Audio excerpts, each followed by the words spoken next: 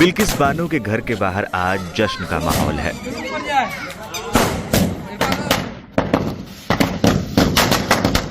गुजरात के देवगढ़ बारिया में बिल्किस बानो के घर के बाहर पटाखे फोड़े गए। ये जश्न सर्वोच्च अदालत के एक फैसले के बाद हो रहा है।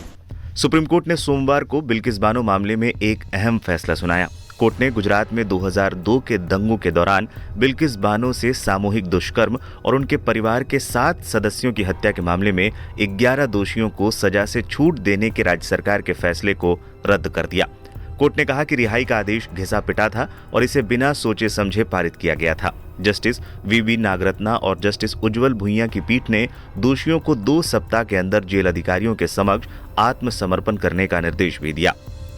दोषियों के पास क्या है आगे का रास्ता? बिल्किस बानो के दोषियों के पास अभी कानूनी रास्ते बचे हुए हैं। सभी 11 दोषी फैसले के खिलाफ सुप्रीम कोर्ट के समक्ष ही रिव्यू पिटीशन दायर कर सकते हैं। दोषी जेल में कुछ समय बिताने के बाद माफी के लिए आवेदन भी कर सकते हैं। इसके लिए महाराष्ट्र सरकार से अपील करनी होगी। भारत के संविधान का अनुच्छेद 137 सुप्रीम कोर्ट को अपने किसी भी पिछले फैसले या आदेश की समीक्षा करने का अधिकार देता है। सुप्रीम कोर्ट के नियमों के अनुसार एक रिव्यू पिटीशन 30 दिनों के अंदर भीतर दायर करनी होती है। जिस आदेश की समीक्षा की मांग की गई है उसे उसी पीठ के समक्ष रखा जाना चाहिए जिसने निर्णय सुनाया था।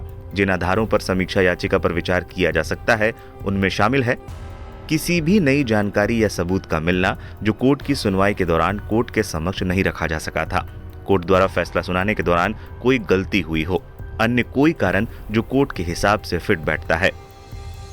कोर्ट ने सरकार को सुनाई खरी खरी।